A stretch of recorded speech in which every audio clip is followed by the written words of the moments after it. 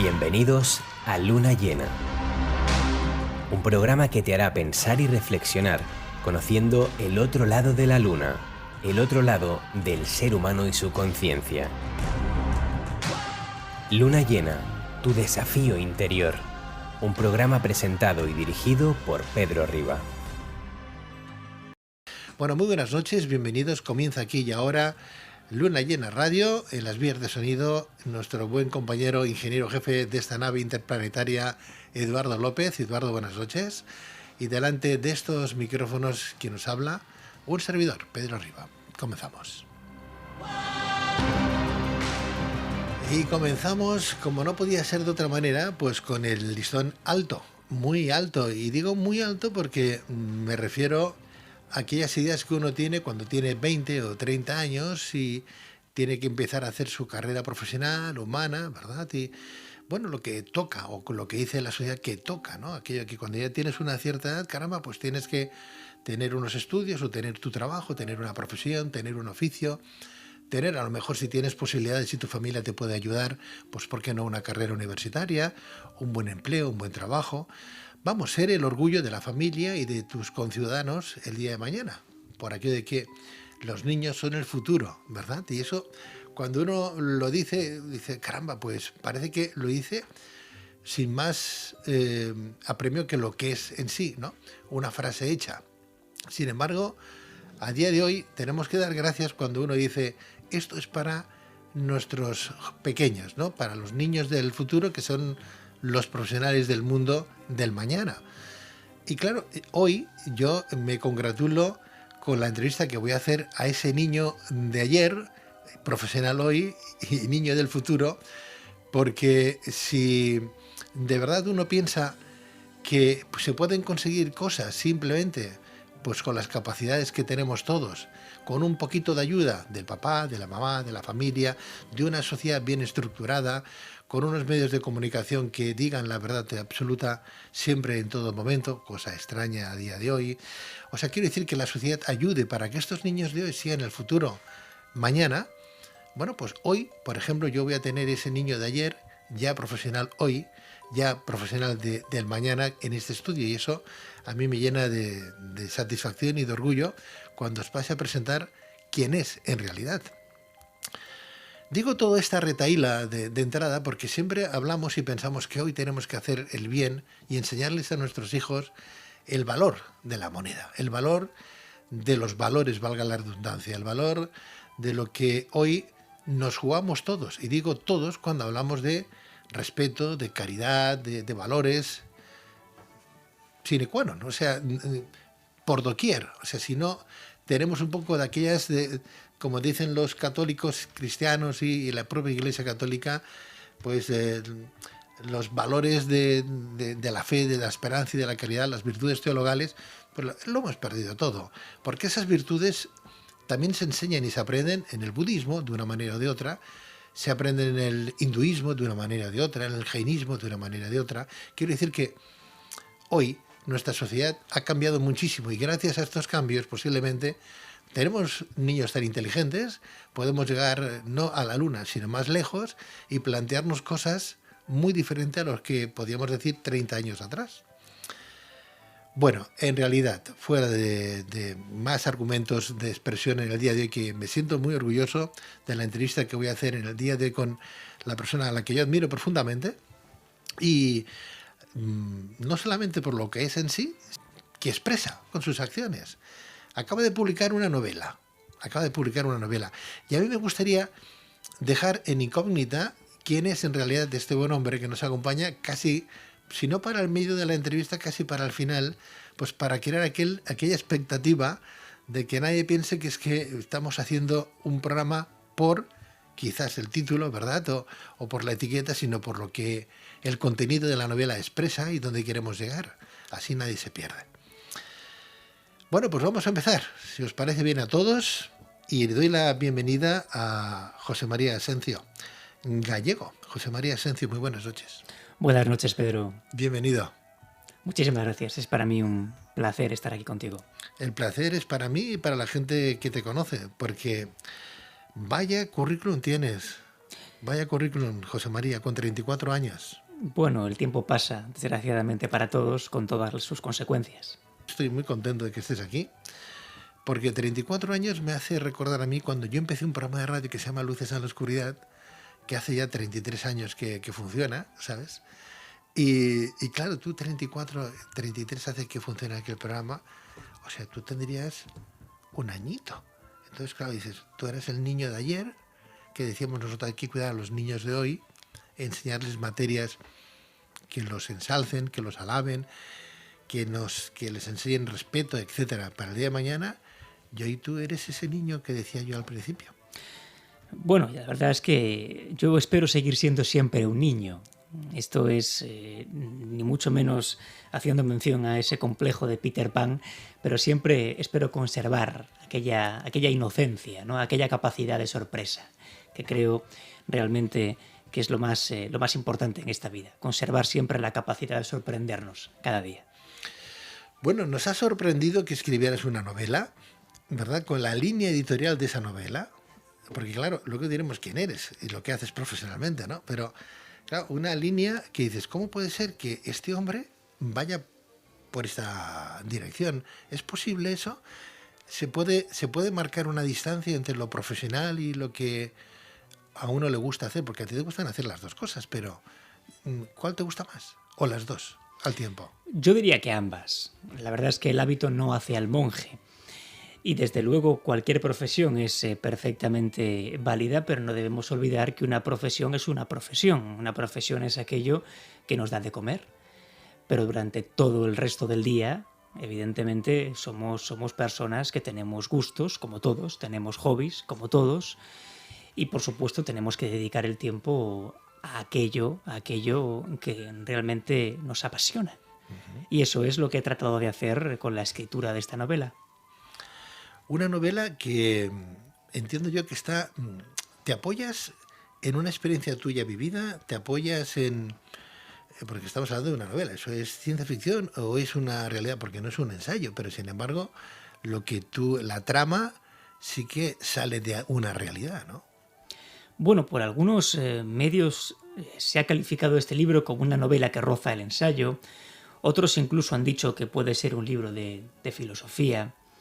En cualquier caso, yo siempre he sido reacio a realizar clasificaciones. Yo creo que el arte tiene que ser libre. Y solo es libre aquel que es capaz de saltar de un universo a otro con absoluta libertad, valga la redundancia, o incluso de manera involuntaria por el mismo escritor. Esta novela, desde luego, tiene tintes autobiográficos, si esa es la pregunta. Bueno, uno de los grandes periodistas de España, de este país, que era César González Ruano, él decía que todo lo que no es autobiografía es plagio. Y en efecto, para escribir sobre algo hay que conocerlo. Es prácticamente imposible, ni siquiera con una imaginación portentosa, escribir sobre algo que uno no conoce, porque se corre el riesgo de cometer errores garrafales. Yo he tratado de escribir sobre aquello que conozco, que es el Raval de Barcelona, que es esta ciudad en la que actualmente nos encontramos, porque viví allí, porque conozco sus calles, porque he paseado por sus calles, porque he hablado con sus gentes, y precisamente por ello, porque la experiencia vivida me ha llevado a amar ese lugar, a amar ese barrio y a amar a sus gentes, y eso es lo que me ha llevado a escribir la novela. Yo no soy originario de allí. Se dice que uno es de donde hizo el bachillerato. Yo hice el bachillerato en Alicante y por tanto me puedo considerar de Alicante, ¿no?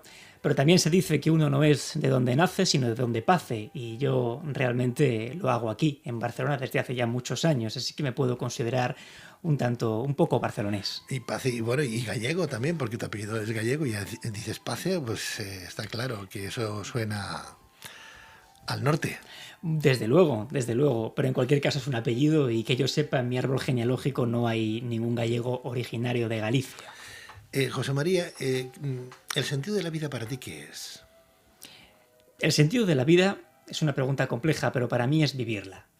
La vida no tiene otro sentido que vivirla, en todas sus manifestaciones, en cada momento, aprovechar el tiempo.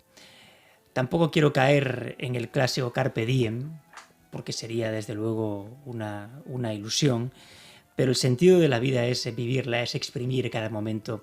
Fíjate, decía Baudelaire, uno de los grandes poetas malditos, que es necesario estar siempre ebrio, ya sea de vino, de poesía o de virtud, no importa.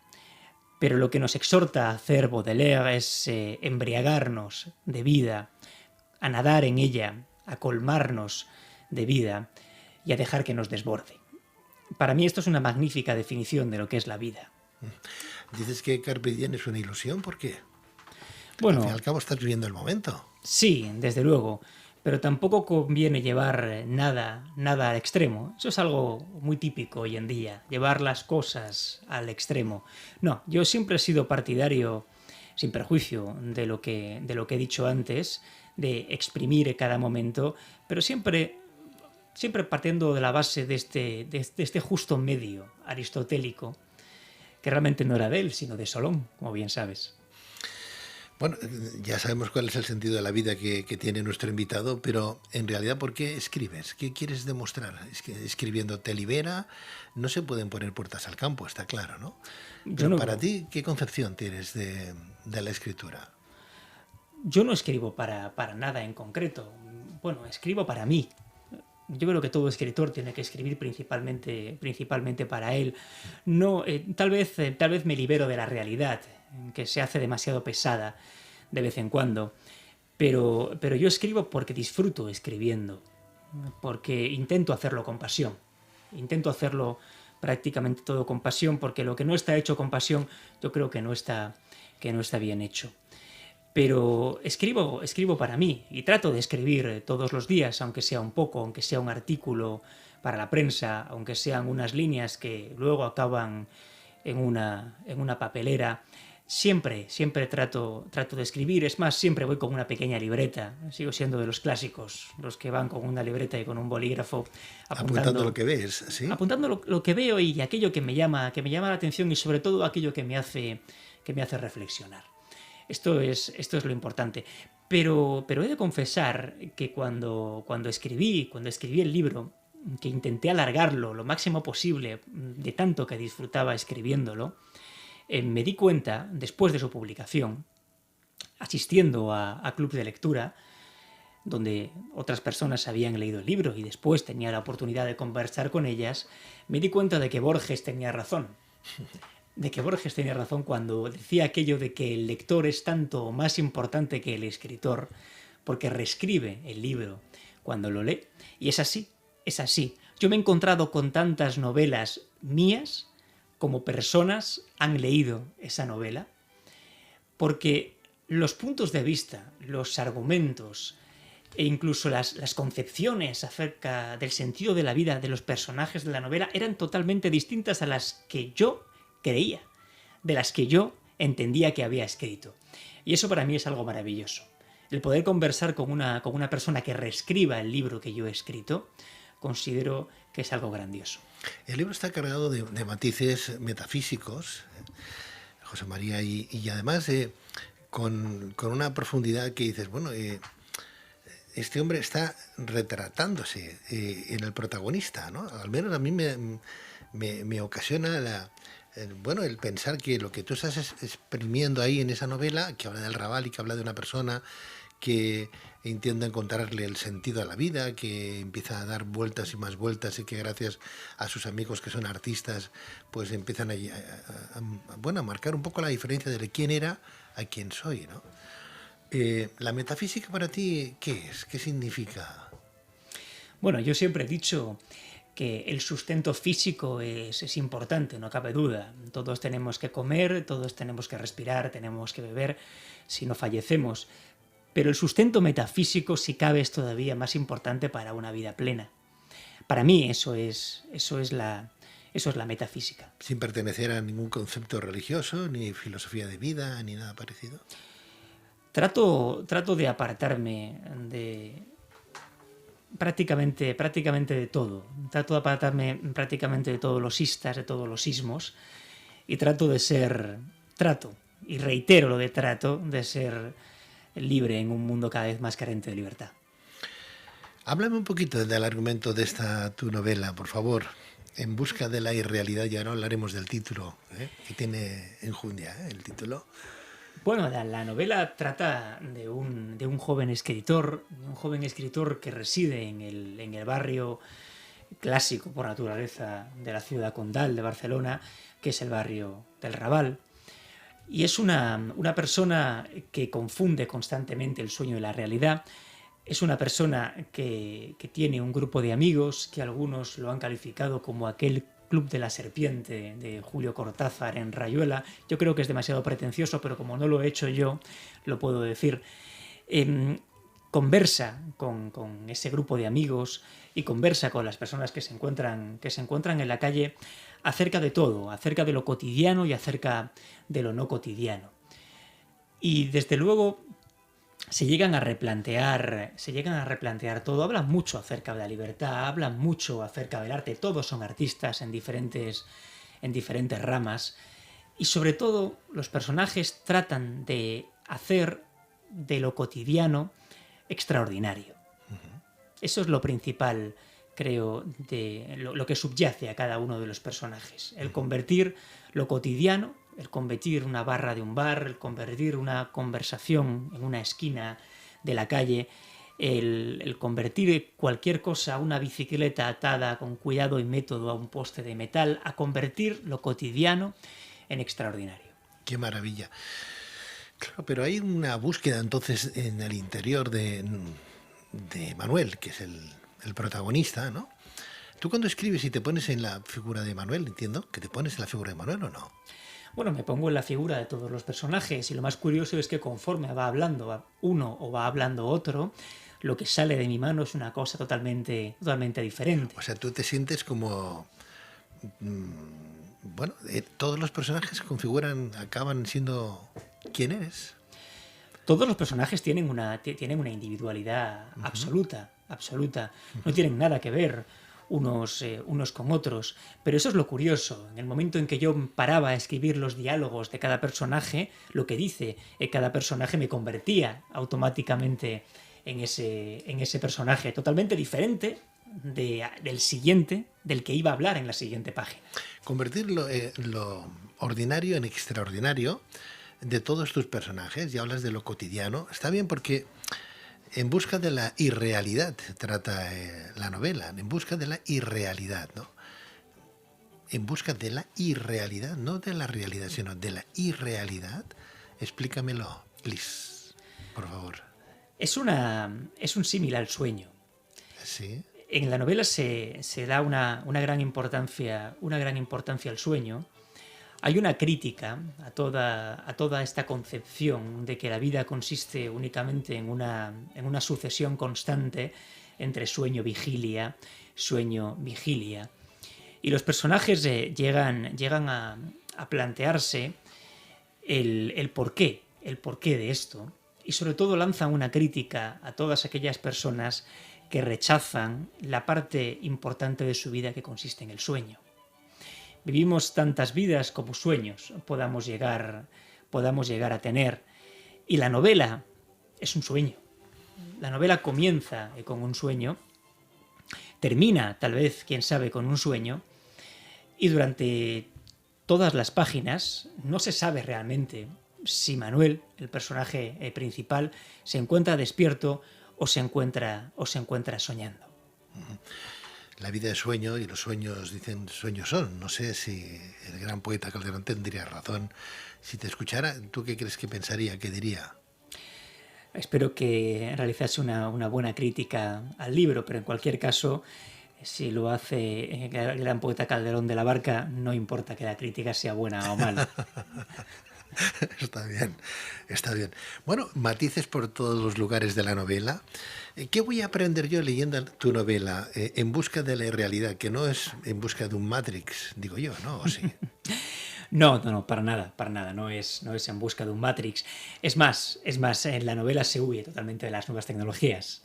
Matrix es una película que se basa principalmente en las nuevas tecnologías. Es una película evidentemente de ciencia ficción, pero que no está tan alejada de lo que ocurre, hoy en día. ¿Está más cercana, sí? Bueno, cada día está más cercana. Cada día, desde luego, está más cercana. Pero desde luego en la novela, una cosa que uno puede aprender me parece una palabra demasiado pretenciosa en ese sentido, ¿no?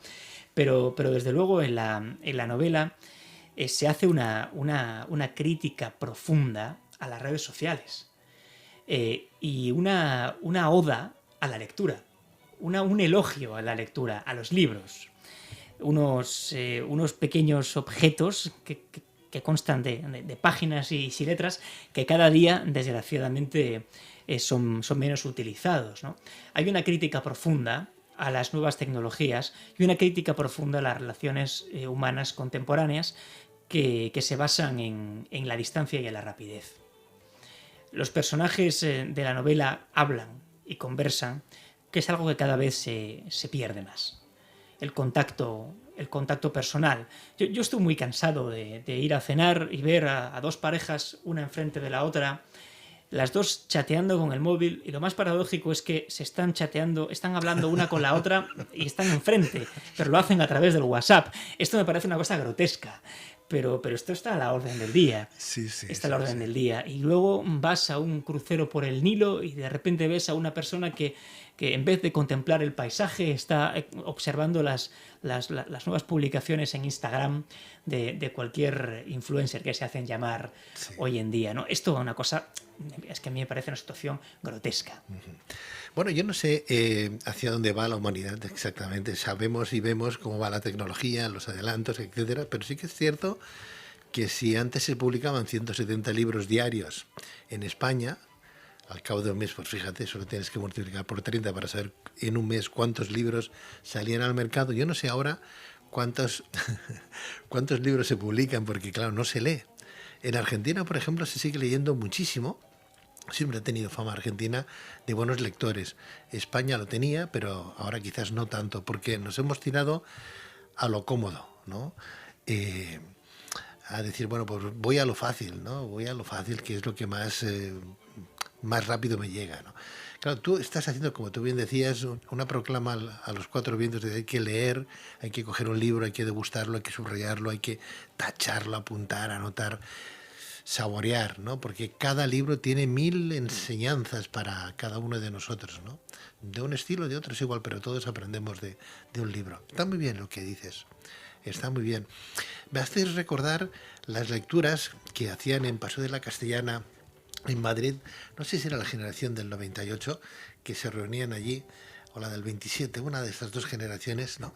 Pues eso, a charlar de sus cosas en el café se llama el Café de Larra, o el café, algo así, en o Recoletos, Paseo de Recoletos en Madrid, ¿no?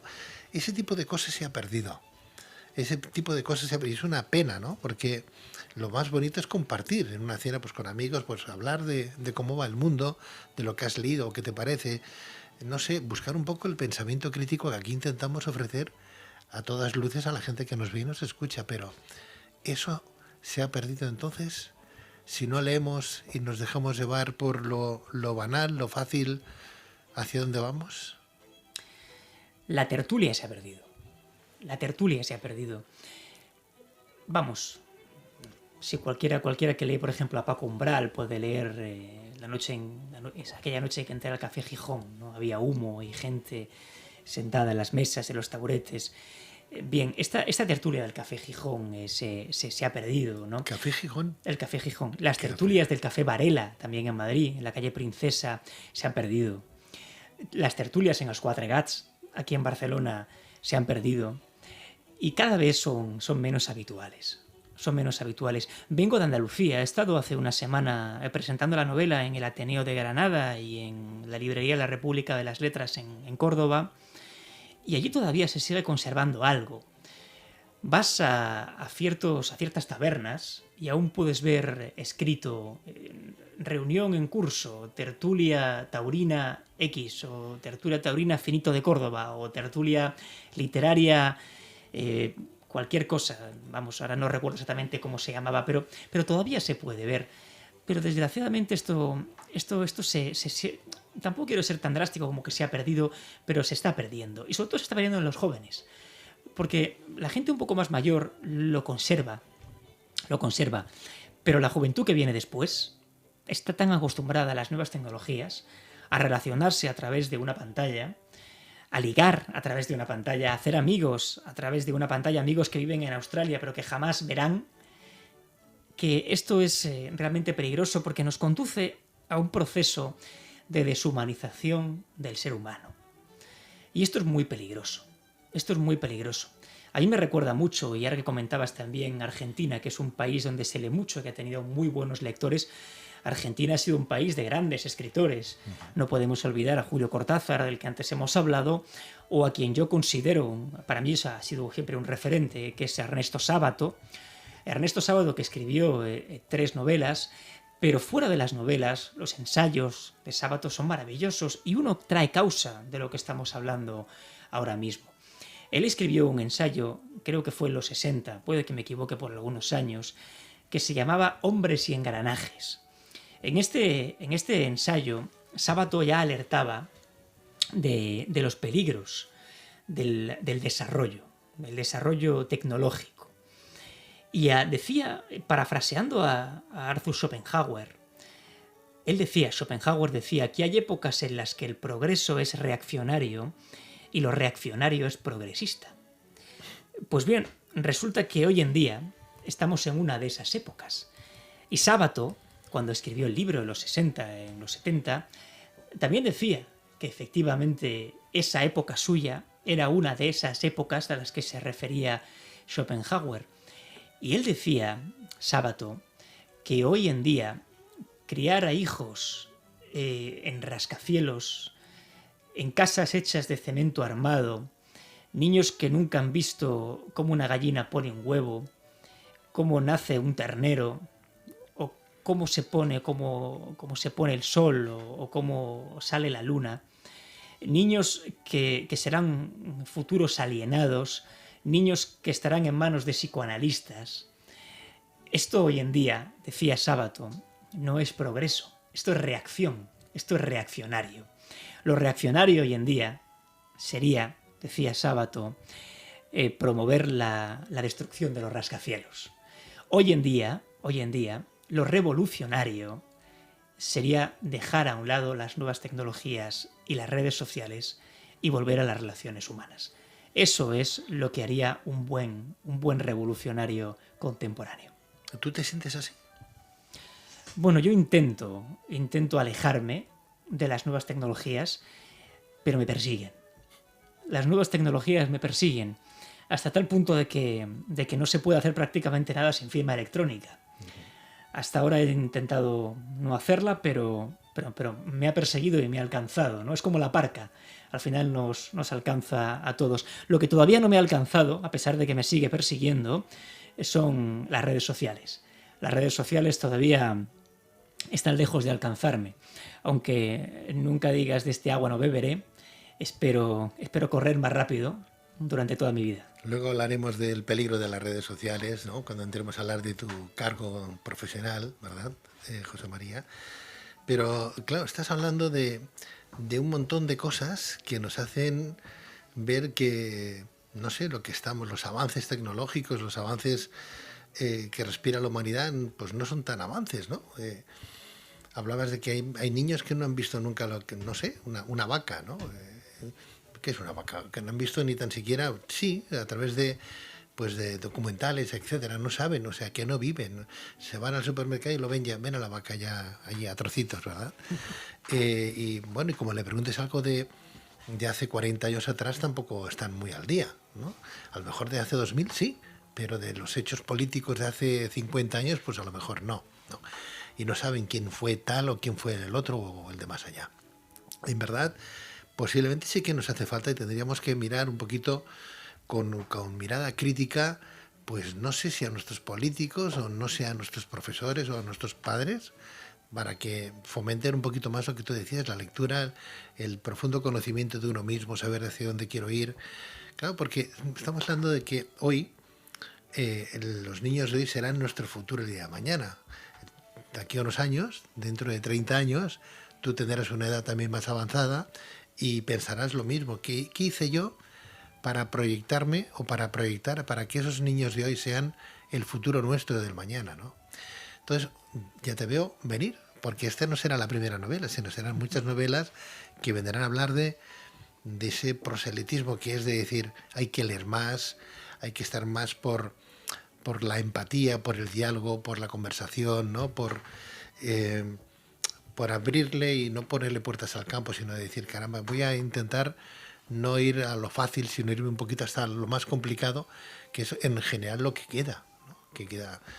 Uno aprende de las dificultades, de las cosas buenas, parece que uno no recupera nada. O sea, además que las enseñanzas vienen cuando nos dan palos. Sí, pero me ha llamado mucho la atención algo que has comentado, que es efectivamente la educación. Bien, yo creo que hoy en día estamos en un proceso de grave crisis democrática. Un proceso de grave crisis democrática que tiene su causa, entiendo, en la cada vez más pobre educación que recibe la sociedad.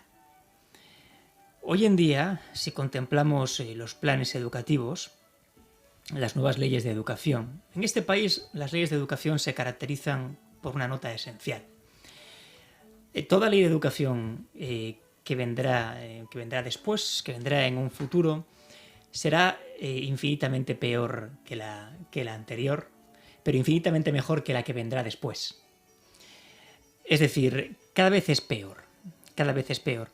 Y esto lo vemos cuando mi padre me decía que en el colegio tenía que leer ciertos libros.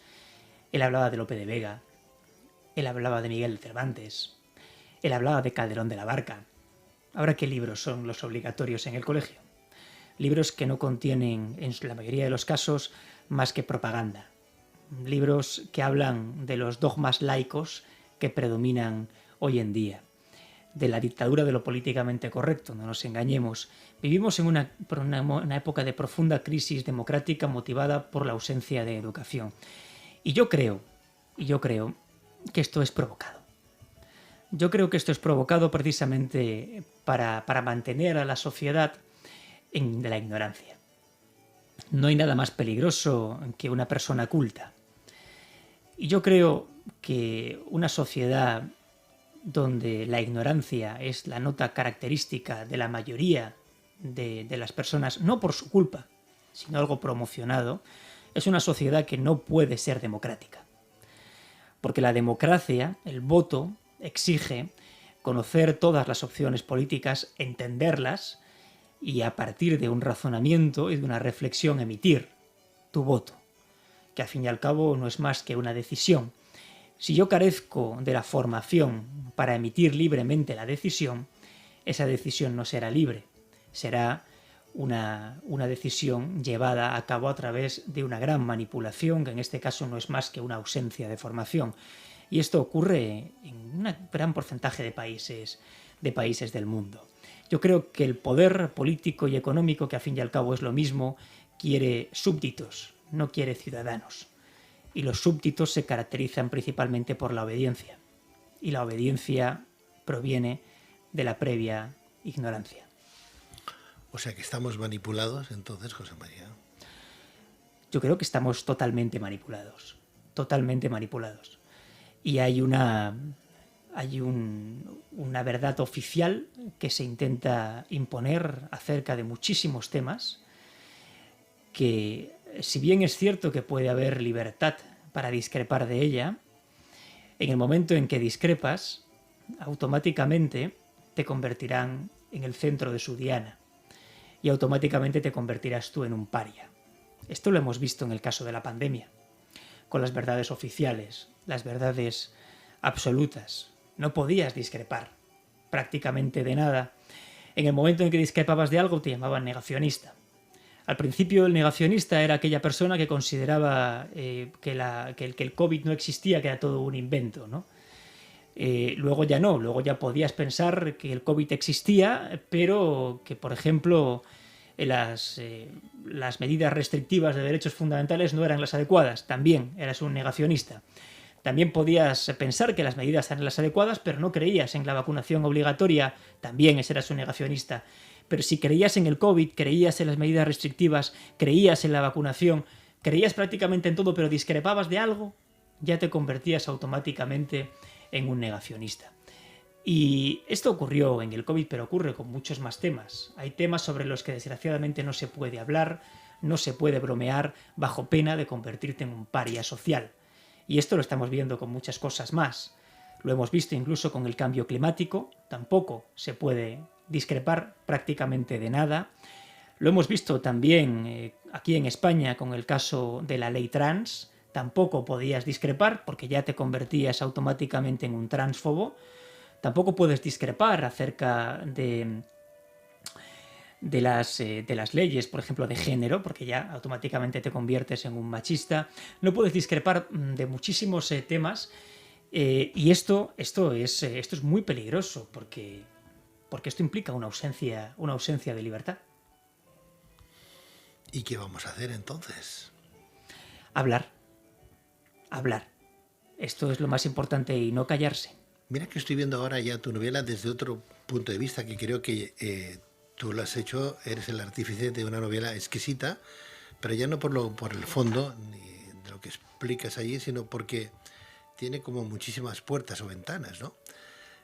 Te estoy escuchando ahora, hablando de libertades, hablando de una queja pública, democrática a las instituciones, de alguna manera, ¿no?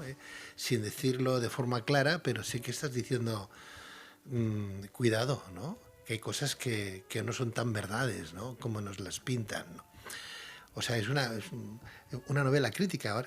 O sea, yo ya me he ido de la novela en sí, de lo que le pasaba a Manuel, que se hablaba con sus compañeros, amigos, que eran artistas también, cada uno en su faceta, hablando de libertades, hablando del mundo y hablando en ese café Gijón que antes los del 27 98 se reunían y comentaban, y que antes hemos relatado.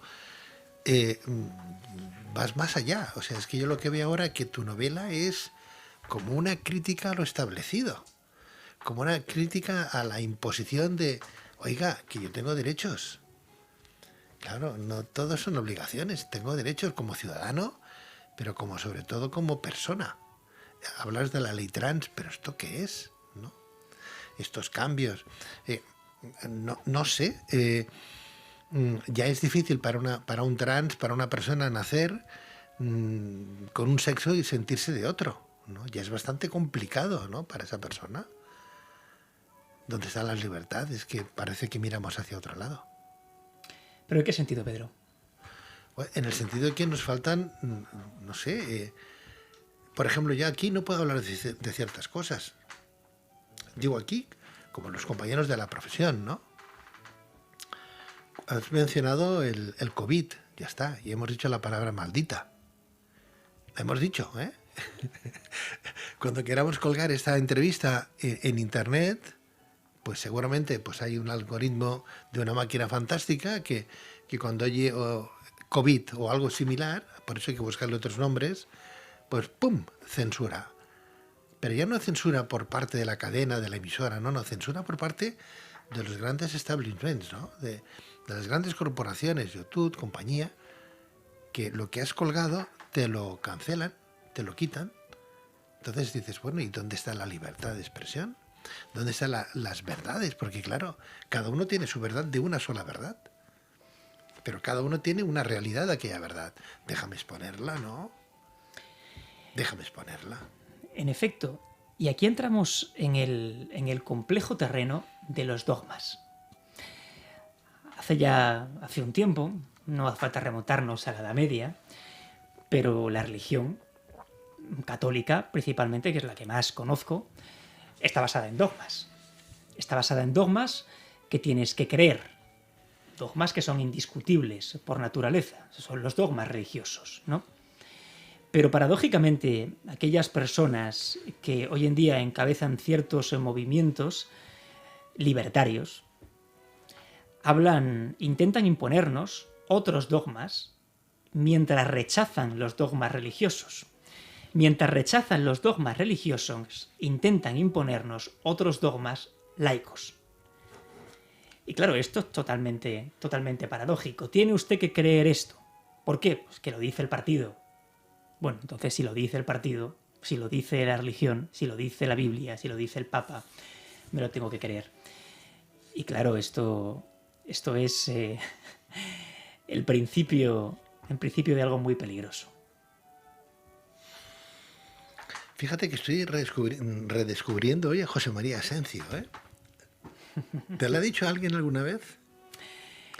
Que una cosa es conocerte, hablarte 5 minutos o leer tu trabajo, tanto desde lo profesional, que tienes libros escritos en lo profesional, como ahora con esta novela, pero cuando se te trata un poco y pues eso, se pone encima de la mesa pues ideales, ¿no? Progresistas, de libertades, ¿no? De derechos fundamentales, por cierto, aparece otro José María ahí, ¿no? Posiblemente. Dices, yo marcaba a este hombre en este contexto, pero este contexto se está abriendo cada vez más, ¿no? Es como el que va con, pues eso, como muy marcado una línea y dices, no, es que esa línea se va abriendo, ¿no? Lo cual me alegra. Lo cual me alegra y mucho, porque tu cargo profesional depende mucho de lo que tú entiendas por libertades, lo que tú entiendas por derecho de lo que sea, ¿no? Porque si no, no se entendería. Cuando digamos quién eres, la gente lo va a entender aún muchísimo más. Se van a quedar, yo creo que más de uno, y perdona la expresión, alucinados, ¿eh? No lo sé, lo desconozco, pero no debería ser así. No debería ser así no porque... debería. Porque es que los derechos fundamentales es lo único que tenemos los ciudadanos para defendernos del poder establecido. Lo único. Las constituciones nos reconocen una serie de derechos fundamentales que deben ser defendidos a toda costa. Ante cualquier mínima limitación de nuestro legítimo derecho a la libertad, hemos de actuar, evidentemente, por los cauces legalmente establecidos, ¿no? Nunca de forma violenta. Pero hemos de actuar y defender nuestras libertades.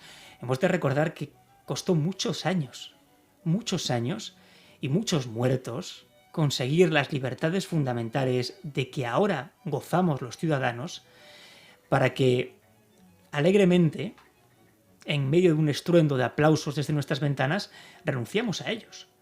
Esto es muy grave. Una sociedad que renuncia voluntariamente a sus derechos fundamentales es una sociedad que está en peligro, en un grave peligro. ¿Qué es lo que nos ha llevado a ello? El miedo. El miedo. El miedo. El miedo, pero el miedo de la institución, miedo de lo que dirán los demás, miedo del prójimo, miedo del vecino, miedo de qué. El miedo en general. En general. Nos están inculcando miedo desde hace ya muchísimo tiempo. Muchísimo tiempo. Hace ya mucho tiempo, bueno, no tanto rectifico esto, un gran cantautor, al cual yo admiro musicalmente mucho, Ismael Serrano, escribió un libro que se llamaba una canción que se llamaba El virus del miedo, que hablaba de un hombre que tenía una vida normal, como todos nosotros, pero que poco a poco se fue alejando de su vida, de todo aquello, bueno, de su trabajo, de su novia, y finalmente decidió no salir de casa y se quedó dormido por miedo. Decidió no salir nunca más de casa por miedo. Vivimos en una época de generalización del miedo. Lo que hace a una persona renunciar voluntariamente a sus derechos con alegría es el miedo al terrorismo, el miedo a la delincuencia, el miedo a enfermar, el miedo a morir. Y todo esto nos lo están inculcando. Eso no podemos olvidarlo, porque efectivamente el miedo existe. Es decir, el peligro existe, mejor dicho. El peligro, por supuesto que existe. O sea, vivir ya comporta un peligro. La cuestión no es esa. La cuestión no es que efectivamente el peligro existe, sino a cuánta libertad estás dispuesto a renunciar para salvarte del peligro. Aquí hemos hablado con muchísima gente de todos los colores y condiciones, aquí como en el otro programa que venimos haciendo, y lo más anecdótico es que gente que de izquierdas que habían luchado siempre en favor de el obrero y demás, lo que toca, ¿no? Decían que es que ahora había más censura y había más politiqueo que no antes en su época, ¿no? Y que se habían convertido más en la otra tendencia que no en la suya. Con lo cual era pues un comunismo muy liberal, muy pasado por agua, ¿no? Y de dónde está entonces la parte reaccionaria, ¿no? ¿Dónde está la gente que sale al impulso de caramba, que me están haciendo daño y me tengo que defender? pues estaban extrañadísimos. Y claro, cuando eso te lo dice una tendencia y te la dice otra y te la dice otra, dices, pues verdaderamente, ¿qué le pasa al pueblo? No salimos. Por eso nosotros siempre hemos abogado por el pensamiento crítico. Antes tú lo apuntabas, ¿no? No se quede usted solamente con una noticia de un medio. Busque otros medios y busque la misma noticia como está. Porque lo que no es normal es que todos los medios digan lo mismo, o casi lo mismo, y solamente 4 son los que salen un poco fuera de la línea, como dicen, como yo tampoco recibo dinero, pues nadie me obliga a que yo diga una cosa o diga la otra. Pero tú me estás diciendo y me estás argumentando que lo que decían unos y lo que decían los otros no iban tan desencaminados, sino que estamos hablando de una realidad. Estamos hablando de una realidad actual de pérdida paulatina de libertades fundamentales. Y esto es evidente. Basta con ver las leyes, las ordenanzas, los decretos. Todas, en su mayoría, son restrictivas. Todas nos restringen derechos. Cada vez son menos las que nos conceden derechos. Pero sobre todo el derecho a la libertad, que es el derecho que está cada vez más afectado, ¿no? No herido de muerte todavía, pero cada vez más conculcado. Y los ciudadanos tienen el derecho y el deber, de defender su legítima libertad. Es algo que deben a sus antepasados. Yo no viví la época de Franco, evidentemente por edad, tengo 34 años. Conocí a personas cercanas que sufrieron la represión en la época de Franco. Tampoco, evidentemente, diré nunca, y estoy totalmente en contra de aquellas personas que dicen que en la época de Franco había más libertad que hay ahora. Eso me parece una absoluta estupidez. Evidentemente, en un régimen autoritario, en un régimen dictatorial, no puede haber mucha más libertad que en un régimen democrático, con todos los defectos que pueda tener el régimen democrático actual. Eso sí que es evidente. Yo no viví esa época, pero es una conclusión evidente. Es decir, nadie puede argumentar que en Cuba, que en Corea del Norte o que en la Alemania nazi había más libertad que en la Francia contemporánea, la Alemania nazi, o en la Francia actual si comparamos Corea del Norte con Cuba. Esto es una cosa manifiesta, y quien diga lo contrario, efectivamente, pues está manipulando la historia. Pero lo que sí que es cierto es que en la transición, a mi juicio, y a pesar de que esté tan denostada la transición, se vivió una gran época de esplendor de nuestro país, una época de concordia, una época donde todos se podían hablar prácticamente de todo y se respetaban, un pacto social, y actualmente este pacto está roto. Vivimos en una época de confrontación donde las derechas y las izquierdas constantemente se pelean por todo. Es prácticamente imposible llegar a un pacto acerca de si este boli es negro o es verde. Es prácticamente imposible. E incluso se profieren expresiones del todo desafortunadas. El otro día escuché una intervención en el Congreso donde un político decía... No me gusta citar a partidos políticos, nunca me ha gustado hacerlo, pero voy a hacerlo porque no lo digo yo, lo decía esta persona. Decía, lo que hemos pretendido es borrar el legado del Partido Popular. Y esto yo lo considero una cosa muy peligrosa, borrar el legado. Es decir, una cosa es que usted no esté de acuerdo con lo que dice el Partido Popular, o con lo que dice el Partido Socialista, o lo que dice Unidas Podemos. Es que no estar de acuerdo es algo maravilloso. Decía Einstein que una velada en la que todos los comensales estén absolutamente de acuerdo es una velada perdida. Triste, sí. Claro, a mí me gusta la divergencia de opiniones, me gusta el debate, siempre que sea del respeto, pero borrar al prójimo, borrar las ideas, borrar a la persona, borrar el legado de una persona que no pensaba como tú, esto es una cosa terrorífica. Una cosa terrorífica. Yo no pretendo borrar el legado de nadie, eso creo que es muy peligroso. Yo creo que deberíamos convivir todos en paz y volver a enterrar, digo volver a enterrar porque se desenterraron a posta esas viejas rencillas que existían en el pasado y volver a la convivencia. Es decir, Pedro,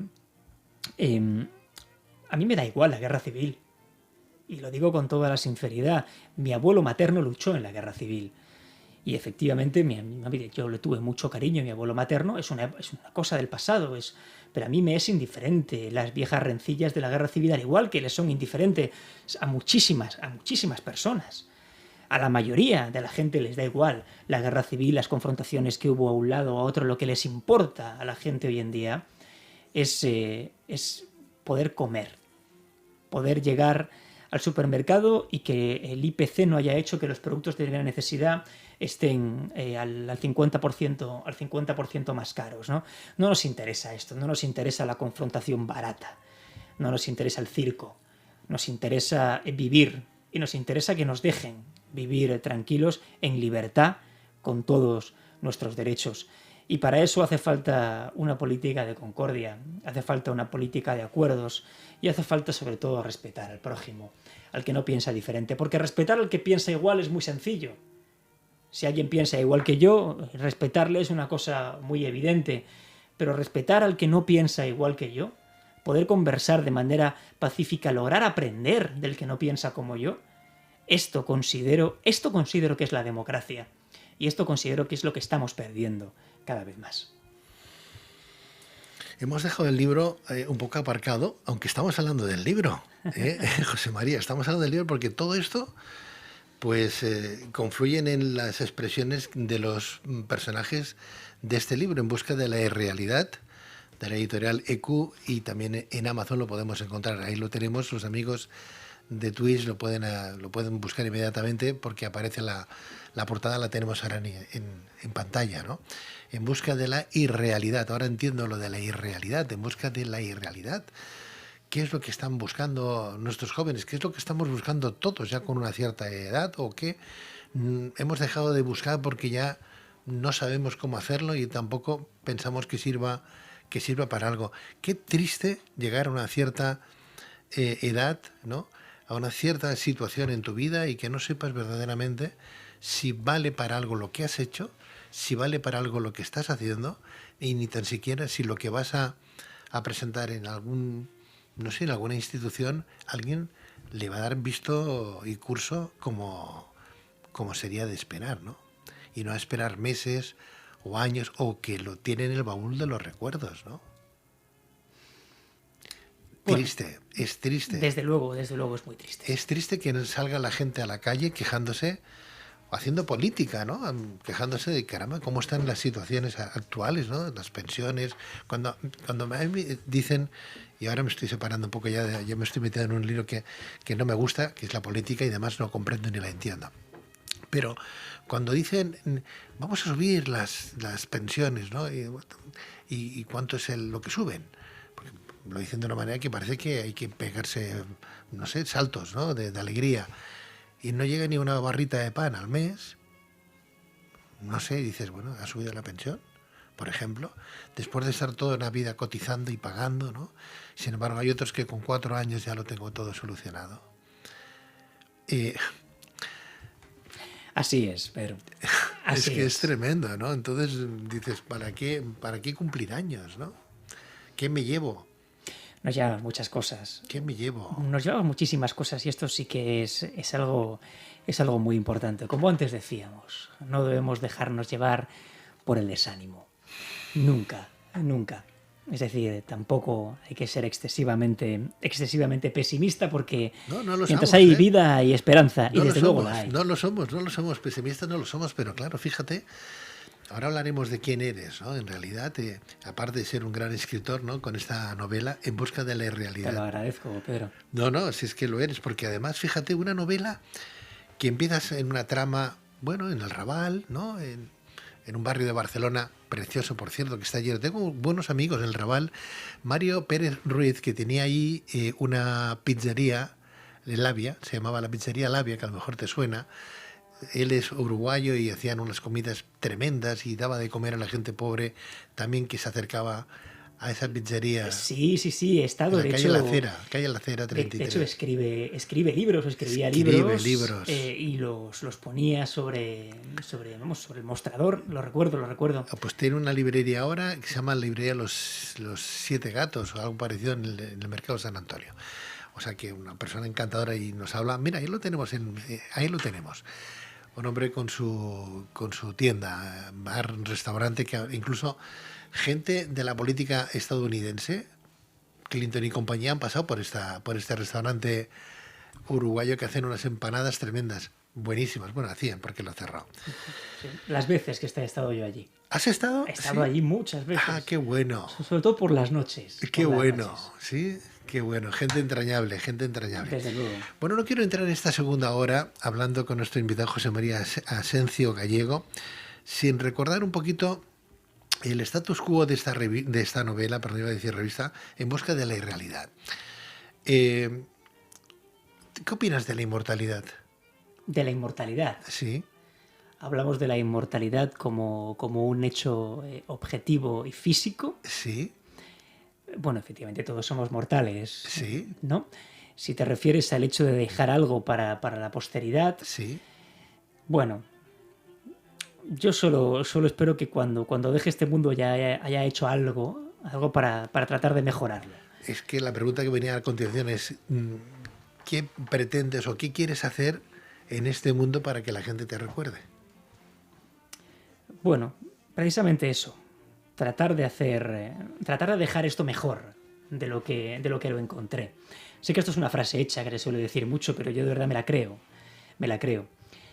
No, hay muchas materias, muchas cosas, materias de las que hemos hablado antes, que si yo no digo algo, cuando creo que efectivamente se están vulnerando derechos o que efectivamente hay menos libertad que hoy en día, si no lo digo yo sería incapaz de llegar a casa y mirarme con dignidad en el espejo.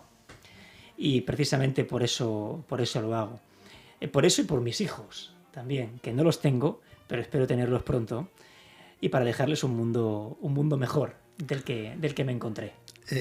Leyéndote diferentes artículos, entrevistas que te han hecho, te hablas de respirar y crear, ¿no? Respirar y crear, ¿no? Como dos pasos esenciales importantísimos para una persona. Respirar, fundamental, si no respiramos nos morimos. Y luego crear, ¿no? ¿Hasta qué punto el tema de la creación es importante para ti? El tema de la creación es uno de los pilares fundamentales del libro. Uno de los pilares fundamentales. Hay una oda a la creación, aparte de la lectura, en el libro. Es más, la creación se concibe por los personajes del libro como un instrumento otorgado por los dioses frente a las superficialidades de un mundo mecanizado, de un mundo posmoderno y de un mundo cada vez deshumanizado. Pero al mismo tiempo el arte, la creación, se concibe como un poderoso catalizador de los vínculos humanos y como el hilo invisible que une al escritor, a Manuel, el personaje principal, con la realidad que precisa él tanto para crear como para respirar. La creación también se concibe en una de estas largas disertaciones que uno de los personajes realiza en las conversaciones que tienen, en las reuniones que tienen en un piso ficticio o no del Puerto Viejo de Barcelona. Ellos dicen que todos los creadores llegarán al juicio final con un salvoconducto que les eximirá de toda responsabilidad. Hablan de Modigliani, el último bohemio de París, hablan de Baudelaire, hablan de todos estos creadores, de todos estos bohemios que frecuentaban la noche, que frecuentaban las tabernas, y que efectivamente en cierta medida llegaron a ser sujetos no demasiado queridos en ese momento, ¿no? Pero escribían en la penumbra. Y por mucho que lo hubieran hecho así, por mucho que escribiesen sobre los burdeles, por mucho que escribiesen sobre el hambre, sobre el horror, el hecho de crearlo ya les confiere un salvoconducto para el día del juicio final. Es decir, todos estos creaban porque buscaban el perdón de Dios. ¿Eres católico? ¿Profesas alguna religión? ¿Te mantienes agnóstico? Soy creyente, pero no practicante. ¿Creyente en la fe católica? Creyente en la fe católica, pero no practicante. Pero no practicante. Hablas de los niños, que los tendrás, ¿no? Pero será mucho después de que acabemos este programa de radio y televisión. Por cierto, ¿estás casado? ¿Vas a casarte dentro de nada? ¿O? Dentro de nada, Dentro de nada, sí. Sí, todo va bien, por supuesto. Sí, ¿te estará escuchando? Eso espero. Eso espera, sí. Si no, lo escuchará mañana. Sí o sí me escucharás, ¿no? Yo supongo que Pero sí. para buscar pues no sé, oye, ¿qué te ha parecido? ¿Te gusté? ¿Te gustó lo que dije? ¿Te lo planteas eso o no? Sí, por supuesto. ¿Sí? Por supuesto. ¿Te influye lo que opinen los demás o no? Depende de quién. Depende de quién. Qué bueno es eso. Depende de quién. Sí, por supuesto, depende de quién. Lo dijimos antes, si Calderón de la Barca estuviese vivo y criticase la obra, lo que dijera me importaría mucho. Si lo hace una persona que desconoce cuál es la capital de Francia o que no ha leído un libro en su vida, excepto el Marca y el As, pues la verdad es que su opinión me resulta totalmente intrascendente. Más o menos, depende de quién. Está bien, me lo apunto. Me lo apunto. Bueno, nos vamos a nada, 1 minuto, 2 minutos, ¿no, Eduardo? Lo que dure unos mensajes que tenemos de esta casa y compañía y volvemos inmediatamente. Ahora sí que entramos en esta segunda hora donde vamos a descubrir a nuestro personaje, además de escribir fantásticamente bien, a qué se dedica día tras día, no a las 24 horas, pero casi.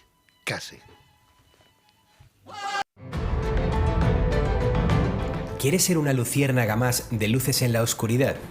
Entra en iVoox y suscríbete a nuestro canal. Tendrás todas nuestras entrevistas en tus manos y contribuirás a un bien animalista. Búscanos en ivox.com como Luces en la Oscuridad y suscríbete a nuestro programa.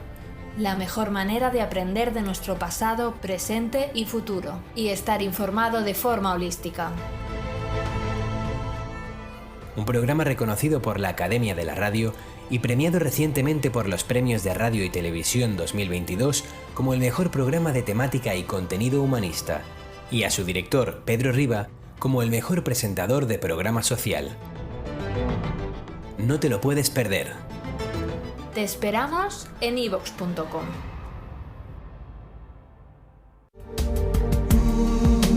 Luces en la Oscuridad, un programa que habla de mente, cuerpo y espíritu.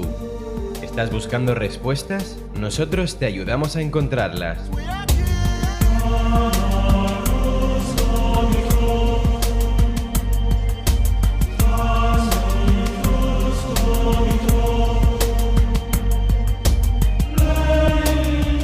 ¿Quieres ser una luciérnaga más en la noche? Bienvenidos a Luces en la Oscuridad.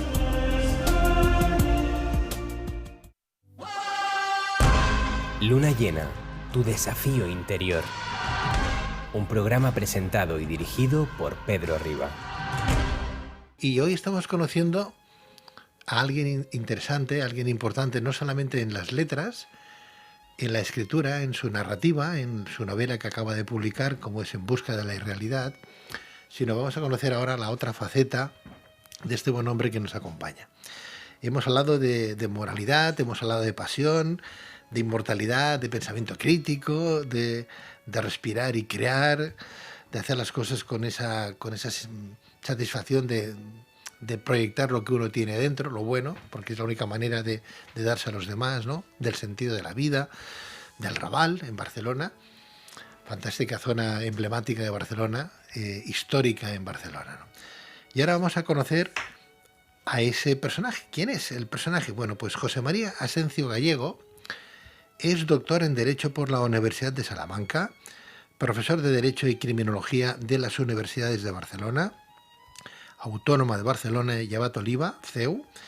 Inició su carrera judicial en el año 2013 y ha ejercido como juez en las ciudades de Salamanca, Torrevieja, Mollet del Vallès y Barcelona, donde actualmente reside. Tiene un currículum que lo diré al final del todo, ya cuando acabemos el programa. Además lo tengo anotado porque no me lo puedo aprender de memoria, es tremendo. Es, bueno, excelso, larguísimo. Aquí tengo toda una hoja, pero porque he hecho un resumen, que la diremos al final, de todo lo que ha hecho este buen hombre. Entonces, Claro, ¿cómo le tengo que llamar yo a este hombre? José María, ¿cómo lo tengo? ¿Lo estoy llamando ahora o tengo que, como dicen los militares, me tengo que cuadrar delante de un juez de la categoría humana y profesional del que nos asiste? José María Asencio, muy buenas noches de nuevo. Buenas noches de nuevo, Pedro, pero por favor no te cuadres porque un juez sigue siendo un ser humano, como cualquier otro. Bueno, pues muchas gracias.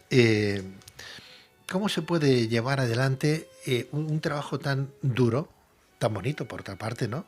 Pero tan duro y... ¿Te llevas el trabajo a casa? Sería la pregunta. ¿El trabajo te lo llevas a casa y tienes tiempo para escribir y hacer novelas para que la gente reflexione y piense y que tú mismo te sirva ese trabajo como de liberación de lo que has vivido como juez de lo penal?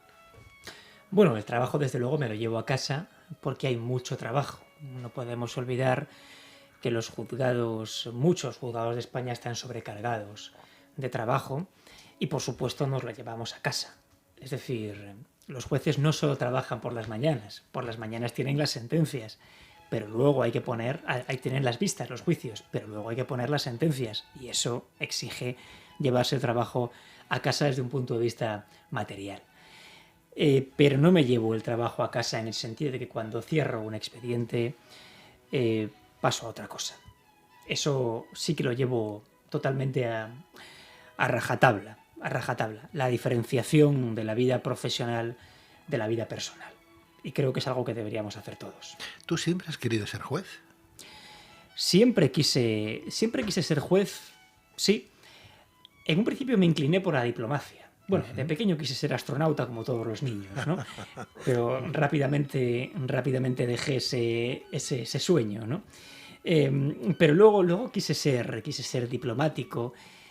Desgraciadamente llegó la crisis económica de 2010, con todas las repercusiones negativas que esto tuvo para las plazas en el funcionariado público, y entonces decidí empezar la oposición de judicatura, con la posibilidad de luego tal vez poder hacer trabajos internacionales de consultoría jurídica internacional, lo que finalmente he conseguido.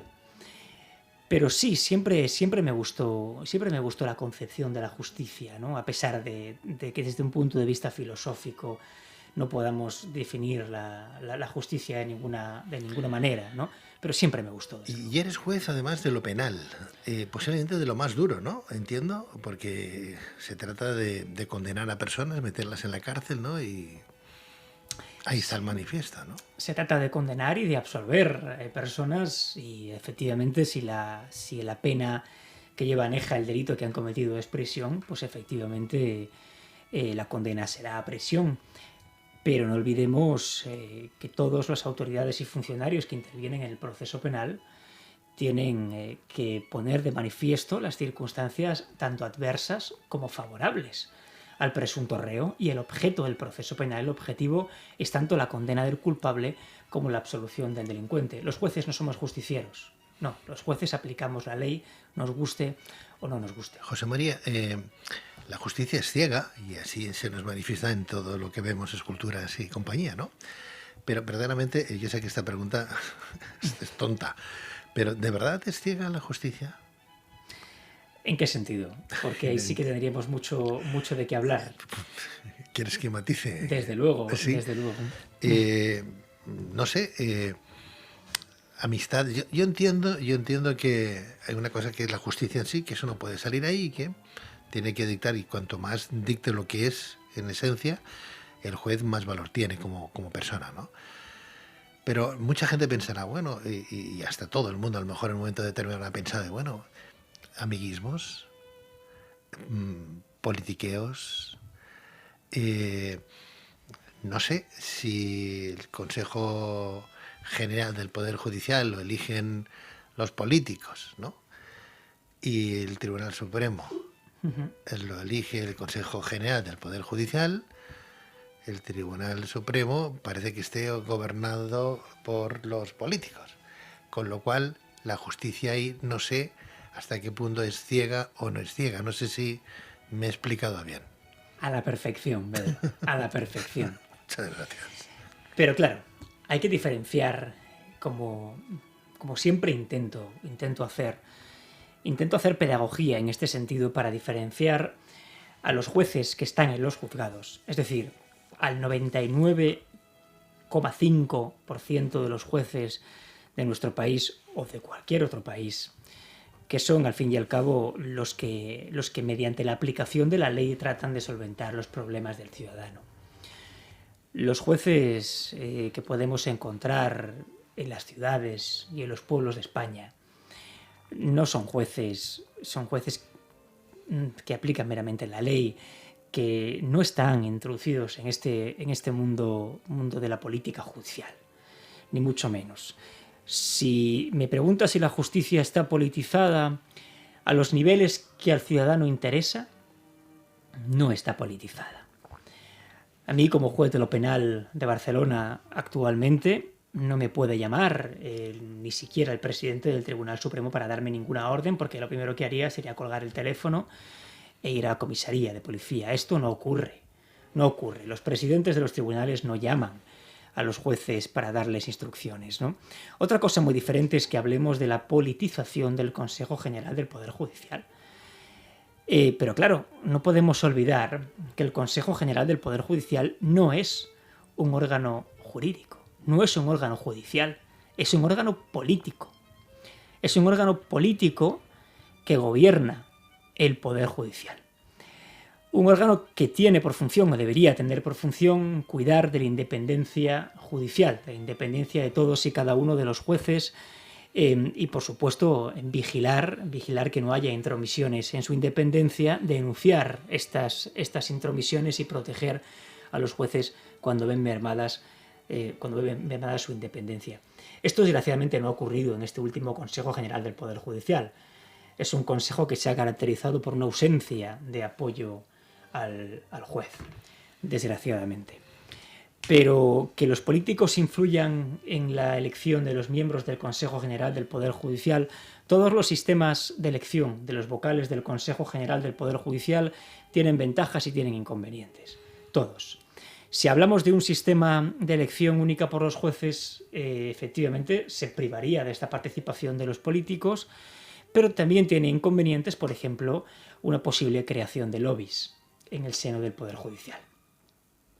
Si optamos por el modelo de elección parlamentaria, de elección por los políticos del Poder Judicial, tenemos inconvenientes, por supuesto, también. ¿Cuál es la posible influencia de los políticos en el Consejo General del Poder Judicial? Ningún sistema es perfecto. ¿Tú eres libre entonces en tu profesión, a diferencia de la creación que hablábamos en la novela? Yo soy libre dentro de la ley. Aplicando la ley, soy libre, por supuesto que sí. Pero siempre tengo que respetar la ley, que es lo que tienen que hacer los jueces. Cuando la ley está mal hecha, la culpa no es de los jueces, porque los jueces no hacen la ley, la aplican. Yo, por supuesto, puedo plantear una cuestión de inconstitucionalidad ante el Tribunal Constitucional, por supuesto que sí, pero si una ley en concreto no es inconstitucional, pero no me gusta, tengo que aplicarla igualmente. En eso radica el Estado de Derecho, en que el Parlamento, el Poder Legislativo, elabora la ley y el Poder Judicial la aplica, y el Poder Ejecutivo la ejecuta. Es un sistema perfecto, diseñado por Montesquieu, como bien sabes, en el espíritu de las leyes y posteriormente desarrollado en todas las constituciones posteriores y demás. Pero ese es el sistema. Nosotros aplicamos la ley. Somos libres dentro de la aplicación de la ley, pero libertad implica ausencia de injerencia. Eso sí. Juez José María, ¿y esa libertad funciona? ¿Hay miedo en la calle, por ejemplo? ¿Los agentes de seguridad se sienten apoyados? De cómo está el mundo, ¿no? Un juez dictamina, tu caso, dictaminas que esa persona tiene que, o tiene que tal, o le tiene que pasar algo en concreto que habla la judicatura, pues tiene que estar una condena, o no, pero se han jugado la vida también los policías, ¿no? Los agentes, ¿no? Y ven que por una puerta entra un señor y pues se va por la otra puerta porque no entienden qué ha pasado ahí. Ahí eso te suena, sí, no sé. Totalmente. Como bien sabes, yo siempre he sido un firme defensor de la labor policial. un firme defensor de la labor policial. La labor que hace la policía, en la inmensa mayoría de los casos, hay excepciones, como siempre, en todo hay excepciones, pero en la inmensa mayoría de los casos es una labor ejemplar. Y es cierto que por parte del poder político no se tiene esta concepción o se tiende a desproteger a los policías. Cuando efectivamente has dicho que un delincuente, una persona condenada, entra por un juzgado, se le condena y sale por la otra, bueno, si hay condena, depende por supuesto de qué delito haya cometido. No es igual que un agente de policía haya llevado un asunto por un delito de hurto de un teléfono móvil, donde al fin y al cabo si hay condena, la persona puede no entrar en prisión, porque es un único delito, no hay antecedentes penales. Y otra cosa muy diferente es cuando hay delitos del todo graves. En esos supuestos, en la inmensa mayoría de los casos, no salen por la otra puerta. ¿Tú, por ejemplo, como juez, has tenido miedo de que alguien te amenazara? No. ¿No? En ningún momento. En ningún momento. Porque No. tú tienes tu vida, igual que la policía, ¿no? Que detienen a alguien, lo llevan a comisaría y esa gente que ha sido encarcelada también tienen familia, ¿no? Y dicen, pues ahora te vas a enterar, ¿no? Al policía. O ahora te vas a enterar, señor juez, porque has llevado a mi padre, a mi madre, a alguien a la cárcel, ¿no? ¿No tienes miedo a compañeros tuyos que hayan vivido alguna situación que tú digas, caramba? Algunos compañeros sí que han vivido situaciones complejas. Yo en particular, hasta ahora, y toco madera literalmente, no he tenido ninguna mala experiencia en ese sentido. Nunca ha habido ningún tipo de amenazas. Tampoco es habitual. A los jueces no es habitual. A la policía sí que es habitual, desgraciadamente, pero precisamente por eso, precisamente por lo que he dicho antes, porque sí que hay una campaña de desprestigio de la labor policial. Una campaña muy peligrosa de desprestigio de la labor policial. Cuando no olvidemos, la policía es aquella que garantiza la seguridad. Y la seguridad es esencial para el ejercicio de los derechos. ¿Por parte de quién ese desprestigio? ¿Por parte de quién? Por parte de ciertos políticos. Ciertos políticos que posiblemente con la finalidad de conseguir votos, porque no olvidemos una cosa. Hoy en día los principios están, desde luego, en un segundo o un tercer plano o en un plano nebuloso, ¿no? Lo que importa actualmente es el electoralismo, lo que importa es conseguir votos, lo que importa es el marketing. Hoy en día vivimos en una política de marketing. La diferencia entre el marketing de un partido político y el marketing de McDonald's es prácticamente ninguna, excepto el color de la campaña publicitaria, ¿no?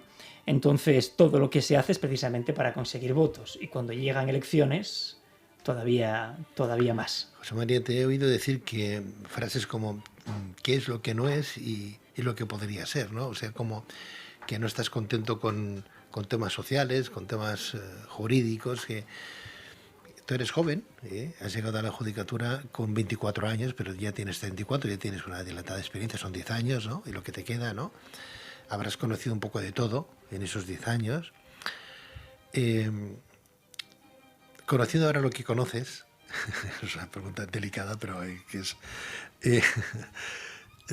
¿volverías a hacer lo mismo? O sea, ¿entrarías a hacer lo mismo? ¿Serías juez, por ejemplo, de lo penal? ¿O te dedicarías a las letras de escribir y a la creación, que veo que te gusta? Desde luego me gusta. Pero mi profesión me gusta. Yo soy un gran amante de mi profesión. Aparte, considero que es una profesión que puede contribuir a la mejora de la sociedad. A través de la garantía de los derechos fundamentales del ciudadano. Los jueces podemos y tenemos el deber de garantizar los derechos fundamentales de los ciudadanos, fundamentalmente los jueces de instrucción, que son aquellos que afrontan el procedimiento en su primera etapa, ¿no? Y esta labor de los jueces no es nada desdeñable. Por eso me gusta mi profesión, porque creo que a través de ella podemos los jueces contribuir a la mejora de la sociedad y a la garantía de los derechos de los ciudadanos. Pero fíjate que esto es una cadena. Si los jueces, la policía, los magistrados, etcétera, etcétera, bueno, y vamos descendiendo y la propia sociedad no está por la labor, no vamos todos a una, como en Fontubujuna, algo queda mal, ¿no? No está en balanza. Reflexión es lo que falla en la sociedad actual. Reflexión, antes lo hablamos de alguna manera, pensamiento crítico, ¿no? Que la gente se plantee, que piense, ¿por qué esto? Y no voy, ¿dónde va Vicente? ¿Dónde va la gente? Pues no. Nos da miedo, hablamos del miedo, ¿no? ¿Reflexión y miedo? Es que hay muy poca reflexión precisamente por la rapidez de todo.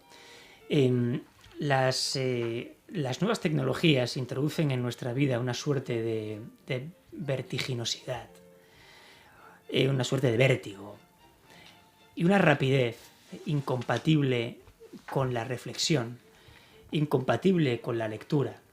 Estamos sometidos a constantes estímulos. Es una existencia de estímulos actualmente la que tenemos. No hay momentos de soledad, no hay momentos de reflexión, no hay momentos de silencio. Y esto es lo que falta hoy en día. Reflexión. ¿Qué es lo que falla, aparte de la reflexión, para que podamos construir una sociedad más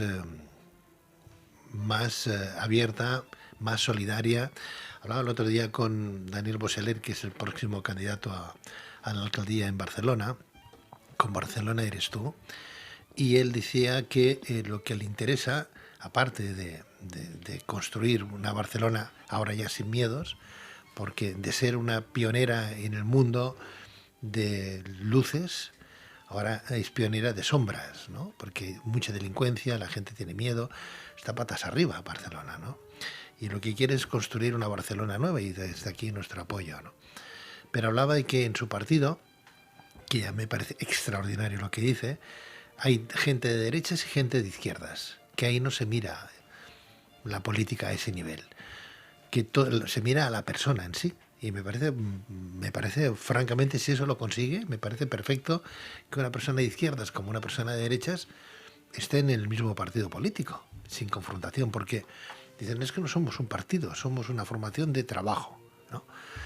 Y lo que queremos es trabajar como si esto fuera una empresa, ¿no? Y hacer que las cosas funcionen. Aquí no hay politiqueo de ningún tipo. A mí eso me parece extraordinario. Quizás deberíamos de ir ahí. Deberíamos ir a la concordia, al entendimiento y al pacto. No obstante, esto de ser de derechas o de izquierdas hoy en día ha perdido totalmente su sentido en la mayoría de los casos, ¿no?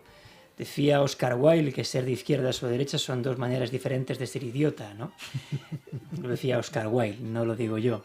Pero esto puede predicarse con respecto a prácticamente todo, ¿no? Pero claro, ¿qué es la izquierda o qué es la derecha? Claro, a mí me enseñaron, siempre he leído, pues que la izquierda era la que encabezaba las conquistas sociales, la que luchaba por una mejora salarial, por los trabajadores, por los obreros, ¿no? Pero hoy en día tanto una como otra se parecen demasiado. Y paradójicamente los derechos que hoy en día importan más son los sexuales. Y escribí un artículo hace ya un tiempo que publiqué en La Razón, en que lo titulé de manera un tanto provocativa, lo llamé La orgía nacional, para hablar de que parece que hoy en día los únicos derechos que importan son los sexuales, que toda la vida gira en torno al sexo. Y yo concluía diciendo que esto no es más que una pretensión del actual capitalismo dominante, que lo que quiere no es ciudadanos, sino que quiere productos. Cuando se cosifica a un ser humano, cuando se sexualiza a un ser humano, se le convierte en un objeto de consumo, consumible y por tanto desechable. Y esto tal vez es lo que quieren hacer de nosotros, convertirnos en productos desechables y consumibles. De ahí los ataques constantes a la familia en sus diversas manifestaciones. Y cuando digo familia, me da igual qué tipo de familia sea. Monoparental, familia homosexual, familia heterosexual, me es totalmente indiferente. Una familia es un conjunto de individuos que velan por un común de intereses. Comunes, sí. No hay más. pero es tal vez la destrucción de ese concepto de la familia. Es como aquello que decía una política que decía que los niños no pertenecen a sus padres, los niños son del Estado, ¿no? Como en la Unión Soviética, al fin y al cabo. Los niños son del Estado. Esto es una auténtica aberración. Para empezar, los niños son de los niños, ¿no? Pero desde luego la educación de los niños tiene por supuesto que ser elegida por sus progenitores, no va a ser elegida por el Estado. Entonces, Que los niños tengan un cariz o tengan otro es culpa de los padres, entonces, o culpa de los maestros. bueno, la educación se aprende en casa, eso está claro.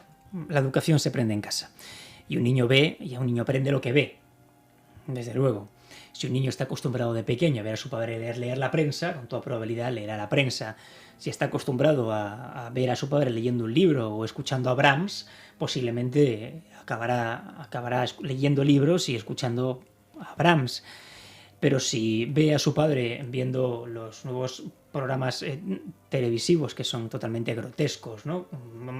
donde se ven personas desnudándose, insultándose unos a otros y demás, o personajes totalmente que representan la estulticia, ¿no? Pues posiblemente el niño se convertirá así en esto. Los niños hacen lo que ven y aprenden con lo que ven. Y en la escuela está para enseñar cultura. Los valores se aprenden en casa. A mí lo que me interesa es que los niños en el colegio sepan historia, sepan literatura, sepan matemáticas, sepan lengua, no que les adoctrinen. Cuando tú escuches que hay programas de televisión o programas de radio, es igual, ¿no? O revistas que hablan de eso, ¿no? Que no aportan absolutamente nada más que crítica, ¿no? Insultos, cotilleo y demás, pero que hay 4 millones de personas que ven aquel programa de televisión, por ejemplo. Desde tu parcela, ¿qué opinas? ¿Qué piensas? Decíamos, es que la gente no lee. Bueno, es que a lo mejor tendríamos que leer más y dejarnos la televisión aparcada por un lado, ¿no? Hace años que no tengo televisión. Dame pan y dime tonto, dice. ¿Sí? ¿Es lo que nos están dando? Pan y circo. Pan y circo. Lo decían los romanos hace ya mucho tiempo y está todo inventado ya. Es decir, no nos pueden vender ahora una cosa que nos vendieron hace años, ¿no? Yo no tengo televisión, no veo la televisión. Evidentemente veo cine, veo mucho cine, muchísimo, me encanta el cine, sobre todo el cine clásico, pero no veo programas televisivos y tampoco veo el telediario. Leo la prensa y escucho la radio, pero no veo la televisión. Cataluña ha vivido momentos convulsos hace un tiempo atrás, no muy lejano, ¿no? ¿Qué hacemos con los expresidentes? ¿Qué hacemos con los ex que están fuera? ¿Los indultamos o los dejamos venir? ¿Qué hacemos? Pues fíjate, yo me mostré partidario del indulto en su día, hace ya más de un año. Y sigo siendo partidario del indulto. Siempre y cuando, por supuesto, tras el indulto, pues haya en cierta medida un compromiso de que las cosas no se van a volver a repetir. Pero claro, el indulto no olvidemos que exige una condena previa. Yo no puedo indultar a los que están fuera porque no ha habido una condena previa. Esto es puro derecho. Se puede indultar a aquel que ha sido condenado, pero aquel que no ha sido condenado no puedo indultarle porque no puedo indultar de ninguna condena, ya que no la tiene, ¿no? Pero lo que me resulta más dudoso, por así decirlo, es las últimas reformas que están habiendo, tanto de la sedición como de la malversación, y de la malversación especialmente. Porque si bien es cierto que la reforma de la sedición, hay países europeos que tienen una regulación como la que se pretende introducir ahora, el problema no es la regulación que se pretende introducir, el problema es el momento en el que se pretende introducir esta regulación. El derecho penal tiene que ser un derecho para todos, no puede estar diseñado para unos, depende de los momentos concretos en que se apruebe la normativa, ¿no? El problema, por tanto, no es el contenido, sino el momento de la reforma. Pero desde luego la malversación es la reforma que se pretende hacer. Tampoco es nada descabellado, no es más que volver a la redacción que existía en el Código Penal en el año 2015. Es decir, es volver a exigir el ánimo de lucro en la malversación. Pero no olvidemos que, al igual que ha ocurrido con la ley del sí es sí, si se aprueba la reforma de la malversación y se elimina el ánimo de lucro, muchas personas condenadas por malversación sin ánimo de lucro personal van a salir a la calle. Muchos políticos condenados por malversación van a salir a la calle. Al igual que con la ley del sí es sí, porque la ley penal favorable se aplica de manera retroactiva, como ha ocurrido con esta ley del sí es sí, que han salido muchos agresores sexuales a la calle, lo mismo va a ocurrir con la malversación. Es decir, si se aprueba, bien, que se apruebe, pero sabiendo las consecuencias de aprobarse esta reforma. ¿Se aprobará? No lo sé. No soy político y creo que nunca lo seré. Eso es una cosa que quienes apretan el botón tienen que decidir. O sea, ¿se hace la política en función de lo que estamos viviendo? ¿A golpe de, no sé, de tablonario, por decirlo de alguna manera? ¿O a golpe de intereses creados? Yo nunca he sido partidario de utilizar el Código Penal para nada, eso también es cierto. Yo siempre he dicho que el Código Penal, a mi juicio, tendría que reducirse a su máxima expresión. En España, y bueno, prácticamente en todos los países, rige el principio del principio de intervención mínima. El principio de que el derecho penal tiene que ser la última ratio. Es decir, únicamente podemos aplicar el derecho penal, podemos acudir al derecho penal para proteger los bienes jurídicos más importantes, por ejemplo, la vida, la integridad física, la salud, contra los ataques más graves contra esos bienes jurídicos. En otros supuestos, existen otros mecanismos igualmente eficaces para solventar ciertos problemas o ciertas conductas ilícitas. Podemos acudir a la vía administrativa, como se hace en muchas ocasiones. Podemos acudir incluso a la vía civil, pero vivimos un proceso actual de criminalización generalizada de prácticamente todo. El Código Penal pasó a engordar muchísimo en estos últimos años. Actualmente parece un tratado el Código Penal. Escribí un artículo que lo titulé El interminable Código Penal para referirme precisamente a esta preocupante situación. Y con esto es prácticamente todo. Se ha incrementado considerablemente el número de delitos, de conductas delictivas. José María, pero estos códigos no están generalizados. Me explico. Solamente se concluyen en un país. En otros países no, y como no están en otros países, ni están tipificados, ni están expuestos en ninguna ley, parece como que con ellos no va, con lo cual para una persona, hablo por ejemplo de la gente que estaban aquí y ahora están allí, ¿no? Están en países que no sucede o que no tienen esa carga o que no tienen esa pena o esa culpabilidad desde su punto de vista orgánico como ley. Sin embargo, aquí sí. Entonces, ¿qué? Pues aquí está fallando y falló la Orden Europea de Detención y Entrega. La Unión Europea se basa o tiene que basarse en el principio de confianza mutua. Cuando los tribunales de un Estado de la Unión Europea, Rumanía, Bélgica, Alemania, España, dictan una sentencia, los tribunales de los otros Estados de la Unión Europea tendrían que efectivamente respetar esa sentencia y confiar en la justicia. La justicia española confía, por supuesto, como no, en la justicia alemana, porque son un país democrático que pertenece a la Unión Europea. La justicia española confía en la justicia belga, porque son un país democrático que pertenece a la Unión Europea. Pero la justicia belga, al parecer, en este caso por lo menos particular, no ha confiado en la justicia española. Y esto es una crisis de la Orden Europea de Detención y de la Unión Europea en su conjunto por el principio de confianza mutua. Entonces, ¿qué nos queda? ¿Qué vamos a hacer? ¿Qué va a pasar?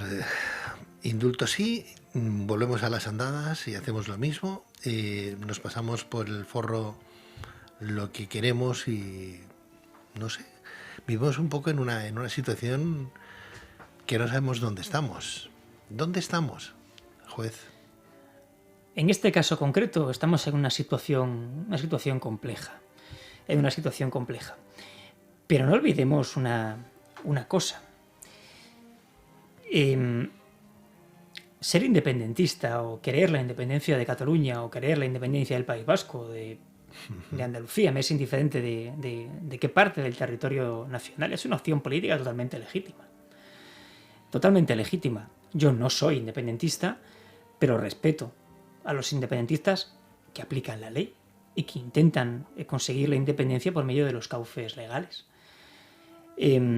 Efectivamente, si mañana en España se convocase, en Cataluña, como parte de España, se convocase un referéndum para la independencia y ese referéndum fuese legal, sería, efectivamente, pues habría uno que acatar la resolución de ese referéndum, como ocurrió en Escocia.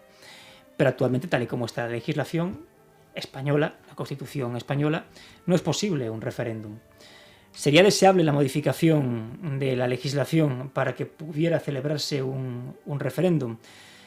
Pues hay opiniones para todos los gustos. Opiniones para todos los gustos. Yo creo que tal vez podría hacerse. Podría hacerse. Podría concederse a la gente esa oportunidad de decidir, pero siempre y cuando, vuelvo a decirlo como he dicho antes, con información. Con información. Sabiendo las consecuencias de su decisión. Las consecuencias de salida de la Unión Europea y otras muchas consecuencias más, como el reparto de la deuda. Sí, porque, no sé, el otro día la presidenta del Parlamento decía que se habían entregado miles de millones aquí a España y que nadie les había dado explicaciones de dónde habían ido esos miles de millones. ¿Dónde? ¿En España? Eso es una cuestión que compete a la Unión Europea, entiendo, son fondos europeos y por tanto el control de los fondos europeos debe corresponder a la Unión Europea. ¿Nos están utilizando entonces? ¿Están haciendo con nosotros lo que no deberían hacer? Hablo de los políticos. Antes decías, es que ha pasado a la historia lo de la derecha y lo de las izquierdas, ¿no? Pero todavía se lucha como azules y rojos, ¿no? Ahí está muy presente. ¿Cuándo acabará esto? ¿No estamos un poco cansados ya de ese tipo de politiqueo? Estamos cansados precisamente por lo que he dicho, porque a la gente le es prácticamente igual que se desentierre a Franco el Valle de los Caídos, o que se desentierre a Queipo de Llano de un sitio o en otro. Por supuesto que quienes sufrieron las consecuencias de la represión tienen derecho a enterrar a sus muertos y por supuesto tienen derecho a pedir que se excaven las fosas comunes para rescatar los huesos de sus ancestros. Por supuesto que sí, pero desde luego lo que a la gente le interesa no es eso. Lo que a la gente le interesa es vivir. Lo que a la gente le interesa es poder comprar sin que todo suba hasta la estratosfera. Le interesa que les actualicen los salarios con arreglo al IPC. Les interesa poder comprar un piso y no tener que vivir de alquiler en un sitio durante toda la vida demasiado pequeño para poder criar hijos. Les interesa vivir. La gente de la calle está demasiado cansada de la política de salón. Demasiado cansada. Y está demasiado cansada, como siempre, como también decía Ernesto Sábato en una entrevista, de los revolucionarios de salón. Demasiado cansada de ellos. José María Asencio Gallego, estoy finalizando ya el programa. Me gustaría leer algo de tu currículum para que no quede... nos quedemos con las ganas de conocer. Yo lo decía al principio, he extraído un poco. ¿No te abruma haber hecho tantas cosas siendo tan joven? Bueno, la mayoría de ellas disfruté haciéndolas, otras no tanto. Nuestro invitado es, atención, doctor en Derecho por la Universidad de Salamanca con premio extraordinario de doctorado, máster universitario en Derecho Fundamentales, especialidad en Protección Jurisdiccional, en la Universidad Nacional de Educación a Distancia, licenciado en Derecho por la Universidad de Alicante con premio extraordinario de fin de carrera, primer premio al rendimiento académico universitario de la Comunidad Valenciana y accésit de los premios nacionales de fin de carrera. Ingresa por oposición en la carrera judicial en el año 2013. Ha desarrollado su función judicial en el Juzgado de Primera Instancia y Mercantil número 4 de Salamanca, en el Juzgado de lo Penal número 2 de Orihuela, con sede en Torrevieja, y en el Juzgado de Primera Instancia e Instrucción número 1 de Mollet del Vallès, con competencias compartidas en registro civil, siendo además juez decano de dicho partido judicial.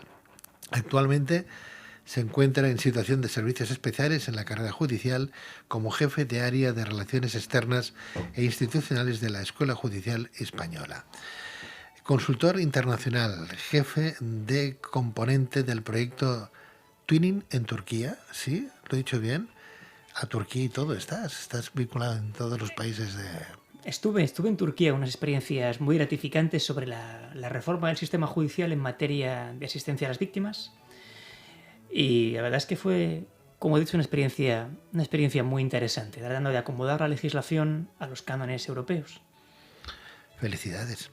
Miembro del Comité de Dirección del proyecto Freedom of Expression and Justice de la Comisión Europea, profesor asociado de Derecho Penal en la Universidad de Barcelona, profesor asociado de Derecho Procesal y Criminología de la Universidad Abat Oliba CEU de Barcelona, profesor colaborador de Derecho Procesal de la Universidad Autónoma de Barcelona, profesor colaborador del Instituto de Seguridad Pública de Cataluña, autor de 3 monografías, El derecho al silencio como manifestación del derecho de defensa, El juicio oral en la Ley de Enjuiciamiento Criminal Española y Delitos contra la libertad e indemnidad sexual, junto a don Ignacio González Vega. Además de varios artículos doctrinales en libros colectivos y revistas españolas y latinoamericanas. Lo dejo aquí. Me vas a perdonar. Cuando quieras, Pedro, cuando quieras. Es tremendo. Eso no es lo importante. Es tremendo, pero ahora entiendo de tu capacidad, extraordinaria, tu verborrea, tu forma de expresión, tu poder hacer una novela que entiendo yo que, claro, uno piensa, una novela que habla de introspección, que habla de buscarse a sí mismo, de encontrarse, de encontrar ideales, en busca de la irrealidad, que es como se titula esta novela, Un juez de lo penal. Claro, dices, bueno, ahora lo entiendo, ¿no? Bueno, como he dicho antes, uno no es juez las 24 horas del día, al igual que uno no es fontanero las 24 horas del día. Y un juez es, por tanto, solo una profesión, como otra cualquiera. Bueno, tu ideario es, yo me he hecho juez porque quería ayudar a la sociedad, me he hecho juez porque entiendo que en mis atributos como persona, como las facultades que Dios me ha dado, pues son las de cumplir, pues ahora con lo que estoy trabajando, que es el derecho, que es la justicia, que son los valores.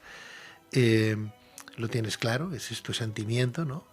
Hablamos de los niños, de aquí 30 años veremos a este juez, no sé dónde vas a llegar, yo creo que vas a llegar muy alto, si no, me guardaré esta entrevista para luego recordártela. ¿Te acuerdas lo que hace 30 años te decía? Seguro de ello. Y he querido buscar algo que relacionara la entrevista, tu libro, tu persona, a cómo me he sentido hoy aquí, ¿no?, contigo, y he buscado una historia preciosa que creo que puede ayudarnos a entender un poco la filosofía de vida de que uno anda por la vida, pues muchas veces buscando la felicidad, ¿no? Y la felicidad a veces está en las cosas más pequeñas, ¿no? No en tener y en poseer, sino en saber disfrutar de un momento y ayudar a la gente como tú lo haces desde tu situación como juez de lo penal, ¿no? Y decir, pues tiene que ir la sociedad muchísimo mejor de lo que va, gracias también a mí, ¿no? Voy a leer esto. ¿Te importa? No, al revés. Habla de la felicidad. Dice, quiero recordar tu rostro para que cuando te encuentre en el cielo pueda reconocerte y agradecerte una vez más. Así es como acaba. Va para ti. Y dice, cuando el locutor de radio le preguntó al multimillonario nigeriano Femi Otedola en una entrevista telefónica si podía recordar qué fue lo que lo hizo el hombre más feliz de la Tierra, Femi dijo, he pasado por 4 etapas de felicidad en la vida y finalmente entendí el significado de la verdadera felicidad. La primera etapa fue acumular riqueza y medios pero en esta etapa no obtuve la felicidad que quería. Luego vino la segunda etapa, de recolección de objetos de valor y artículos, pero me di cuenta que el efecto era también temporal y el brillo de las cosas valiosas no dura mucho. Luego vino la tercera etapa, la de conseguir grandes proyectos. Fue entonces cuando tenía el 95% del suministro de diésel en Nigeria y África. También fui el armador más grande de África y Asia, pero incluso aquí no obtuve la felicidad que había imaginado. La cuarta etapa fue cuando un amigo me pidió que comprara sillas de ruedas para unos niños discapacitados, casi 200 niños. A pedido de mi amigo, inmediatamente compré las sillas de ruedas. Mi amigo insistió en que fuera con él y les entregara las sillas de ruedas a los niños. Me preparé y fui con él. Allí les di estas sillas de ruedas a estos niños con mis propias manos. Vi el extraño brillo de felicidad en los rostros de todos ellos. Los vi a todos sentados en las sillas de rueda moviéndose y divirtiéndose. Era como si hubieran llegado a un lugar de picnic donde comparten un premio mayor. Sentí verdadera alegría dentro de mí. Cuando decidí irme, uno de los niños me agarró de las piernas. Traté de liberar mis piernas suavemente, pero el niño me miró a la cara y me agarró las piernas con fuerza. Me agaché y le pregunté al niño, ¿necesitas algo más? La respuesta que me dio este niño no solo me hizo feliz, sino que también cambió mi actitud ante la vida por completo. Este niño me dijo, quiero recordar tu rostro para que cuando te encuentre en el cielo pueda reconocerte y agradecerte una vez más. Alguien deseará volver a ver tu rostro allí donde todo importa. Eso es lo que te ocurrirá a ti el día de mañana, porque habrás dejado una gran estela, una semilla importante en esta vida como para que la gente te recuerde y te lo quiera agradecer también ahí arriba. Pues te lo agradezco mucho, Pedro. Y en relación con esto, no olvidemos aquel poema de Constantino Cavafis, Viaje a Ítaca, que luego Lluís Llach le puso una música preciosa, donde habla precisamente de esto, de la belleza del camino. La belleza del camino, que no es otra cosa que la vida. Pues José María Asencio Gallego, muchísimas gracias, juez, amigo. Yo que sé, escritor, no sé cómo tildarte ya, me quedo con todas y cada una de ellas. Pues un placer. Muchas gracias. Un placer estar contigo esta noche, Pedro. Gracias y muchos éxitos en tu carrera profesional y humana. Gracias. Buenas noches.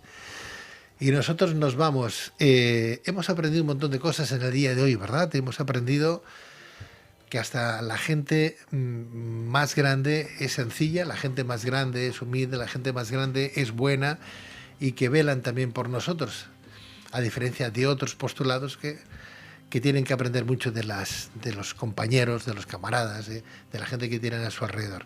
Que hay que leer mucho, que hay que estar informado, que hay que valorar las cosas, que hay que ser fuertes y con disciplina para decir, tengo derechos, obligaciones muy bien, está bien, pero tengo derechos y quiero que se cumplan mis derechos aquí y ahora. Quiero ir con la cara levantada, quiero ir mirando a la gente a los ojos diciéndoles, caramba, tú vales, pero yo también valgo. Quiero ser libre y expresarme como pueda. Quiero sentirme ciudadano del mundo y abrazar a todo el mundo donde me dé la gana y con perdón de la expresión. Quiero sentirme sin más, amado y amar. Muy buenas noches, que sean ustedes muy felices y como siempre decimos, no se olviden de ser buenos. Buenas noches, adiós.